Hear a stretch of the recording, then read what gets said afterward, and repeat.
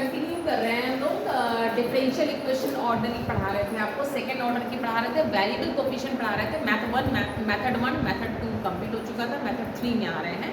Method में इसमें लिख के आता है, ऐसे इसमें थर्ड मेथड में भी लिख के आएगा क्वेश्चन में, by changing the independent variable. Okay, equation वही है जो लास्ट 2 लेक्चर्स में आपकी चल रही है, मेथड 1 और मेथड 2 में। इक्वेशन क्या है, इक्वेशन आपके सामने लिखी हुई है, y डबल डैश मतलब सबको समझ में आता होगा, व्हाट d2y/dx। ऐसी कोई क्वेश्चन होगी, पी क्यू आर हमारे कांस्टेंट नहीं होंगे, पी क्यू आर हमारे वेरिएबल इसके x के होंगे ऑब्वियसली। ठीक, अब नाउ हमें चेंजिंग द इंडिपेंडेंट वेरिएबल करना है। इंडिपेंडेंट वेरिएबल क्या होता है, अगर ये कोई क्वेश्चन लिखी है तो d2y/dx2 है तो x इसमें इंडिपेंडेंट वेरिएबल। क्यों? क्योंकि डिफरेंशियल हमेशा डिपेंडेंट वेरिएबल का होता है with respect to independent variable. ये हम आपको लेक्चर्स में बता चुके हैं, जो मेरे लेक्चर्स देख रहा होगा। ओके, नाउ एक इंट्रोड्यूस कर रहे हैं z, चेंज करना है ना, तो इंट्रोड्यूस कर रहे हैं z को, कोई फंक्शन मान रहे हैं fx को, हम z का फंक्शन z = fx मान रहे हैं, लेट हमने दिया, ये हमें क्वेश्चन में चूज करना हो। ठीक, अब जब z = fx है तो dy/dx की वैल्यू क्या हो जाएगी, dy/dz, मतलब कि तुम्हें एक तरह से किसको हटाना है, x को हटाना है। ओके, तो dy/dz हो गया और dz/dx को लिख दिया हमने एक तरह से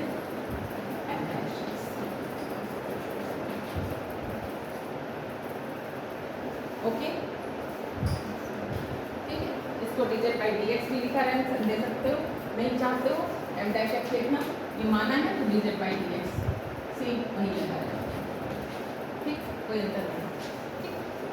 नाउ अभी आप f' मत लिखो। नाउ d2y/dx2 क्या होगा, मतलब कि अभी हमने z को fx नहीं लिया है, हमने dz/dx लिख दिया, वही चीज है, वो भी गलत नहीं था, f' तरह। ये क्या होगा, इसको हम ऐसे लिख सकते हैं। ओके, फिर ये क्या होगा, dy/dx क्या होगा, dy/dz dz/dx होगा।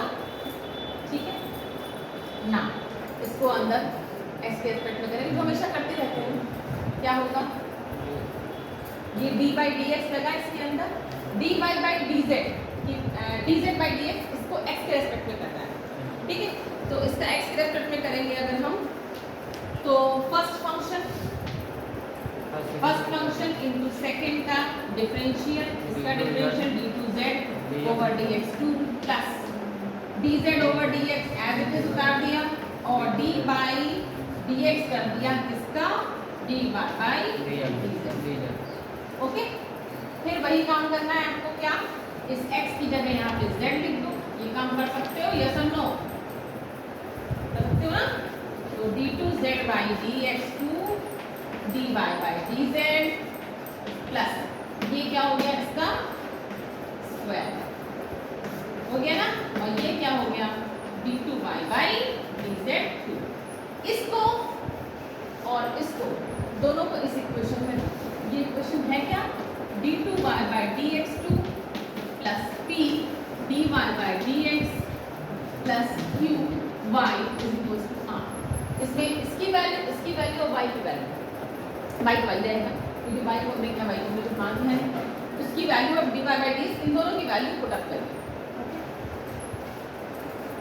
ओके, आपने पुट करी वैल्यू, तो इसके कोफिशिएंट को 1 बनाने के लिए dz/dx के होल स्क्वायर से डिवाइड कर दिया, you will get this type of equation. यहाँ देखिए x हट रहा है, हट गया, जहाँ पे p1 q1 आपने क्या माने वो हमने यहाँ पे लिख दिया, यही आपको लर्न करना है। ठीक, उसके बाद क्या करना है, ये जो लेट करना है, इसको ऐसे लेट करना है सच दैट जो q1 है ये ध्यान से बात ये कांस्टेंट, मतलब कि z को ऐसे लेट करिएगा कि ये कांस्टेंट हो जाए। अब कैसे लेट करोगे कांस्टेंट हो जाएगी, थोड़ी बुद्धि लगाना। q1 कांस्टेंट कब हो सकता है, जब ये इससे q ऐसा कुछ माने ये इससे कैंसिल हो जाए, तो 1 आएगा या 2 आएगा या 3 या 50 व्हाटएवर। बात समझ में आ रही है, तो इस तरह से आपको करना है कि z को ऐसा कुछ मानना है कि q1 कांस्टेंट है, मतलब 1 आए 2 आए व्हाटएवर। ठीक, तो जनरली हम लोग क्या करेंगे, ये हम बताएंगे आपको, q को पूरा dz/dx का होल स्क्वायर मान लेंगे। बात समझ आ रही है? तो अपने आप देखो कि तो Q1 1 हो जाएगा। मान तो कुछ भी सकते हो, मानना तो हमको अपने ऊपर है। अब हम बताते हैं आपको कि हम लोग इसका वर्किंग रूल एंड देन एक क्वेश्चन।